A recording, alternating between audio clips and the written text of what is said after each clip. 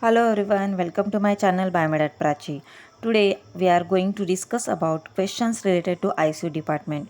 It's natural that patient relatives become much worried about and have series of questions in their mind when patient is admitted in ICU.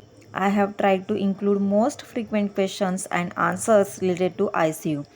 Please comment in comment box if anything still popping in your mind. So before starting, please subscribe to this channel for more such informative videos. Very first question comes in mind is what is ICU? Long form of ICU is intensive care unit. It's a special ward or room in hospital which takes intense care of patient and monitors their health by 24 by 7 hours. Next question is why patient need ICU or which patients get admitted in ICU. Let's understand that if any patient is very much ill or immunocompromised who needs continuous attention of clinical team and treatment get admission in ICU. And yes, these patients may need intense hygiene environment, so it's become compulsory to admit patient in ICU as all the things are not possible at home. One most important factor is that as these patients are at intense risk of health, hospital continuously monitor their health on vital monitors which are capable of keeping record of vital parameters for 24 hours. So by grabbing and identifying all these needs, hospital decides such patients to admit in ICU. Now, many patient relatives and people think about what treatment is given in ICU. First of all, one have to put down all the burden of worries about patient once the patient is admitted in ICU. Because ICU is not only a special room to keep patient in isolation, but also surrounds with highly trained clinical staff, highly trained technical staff, a specialist doctor called intensivist, and most important, they have specialized equipments for intensive health care. A pin drop movement in patient health also catched by system and staff, so the clinical help is provided at the same moment. Many people think about what is going on behind the curtains. Let's understand that it is totally depends on what kind of illness to patient. Some patients may need continuous monitoring and heavy medication after major surgery, so are kept on syringe pump, infusion pump and connected to vital monitors. Some patients may have collapse systems like multiple organ disorders. These patients are kept on heavy medication dose and ventilator support. Ventilator provides breaths to patients who cannot breathe themselves. Sometimes if needed to save the patient from situation of heart attack, doctors may use defibrillator on patient to give the shock. Defibrillator can save patient's life during heart stroke incident. For detailed information about defibrillator, that how it works, you can visit link in description box. Mostly patients in ICU are bedridden.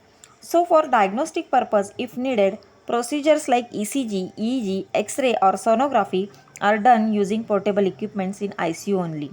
Many times patient in ICU got their airway passage filled with mucus, saliva or sputum due to prolonged use of ventilator. Then clinical team perform a procedure on patient called as intubation to remove the fluids from airway passage. This procedure is generally performed behind the curtains. There are many possibilities of treatments and procedures in ICU, and I think all are done very carefully by ICU staff. They know their duty very well, so on the toes always to serve. Our next question is what are ICU monitor readings? Let's know. You can see in image very first parameter is ECG. It is a graphical presentation of heart rhythm along with ECG waveform. It also shows parameter HR that is heart rate. HR is the number of times heart pumps blood in the body. Next parameter is respiratory rate. It denotes the rate of breathing per minute. Respiratory waveform represent inspiratory and expiratory breathing phases. Next is SpO2%. It denotes the percentage of oxygen in the blood. And then EtCO2 and temperature. EtCO2 is the amount of carbon dioxide coming out of patient's lung and temperature measures inner body temperature continuously. Last parameter is NIBP. NIBP measures blood pressure non-invasively at certain intervals. Many people are curious about different sounds coming from ICU.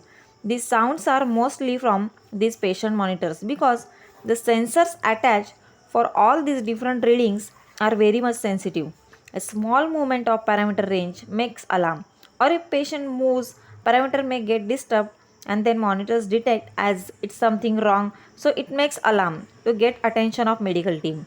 Also, the parameters like NIBP, SpO2 and HR makes beep sounds at their particular intervals. Ventilator also makes sound if anything gone wrong with patient circuit or parameter of ventilator. All these sounds are made just for safety purpose of patient's health and nothing else. For the patients who coming out of health risk, there is allowance of muting the alarming sounds. I think this small conversation definitely given most answers of questions related to ICU. In next video, we will discuss new topic.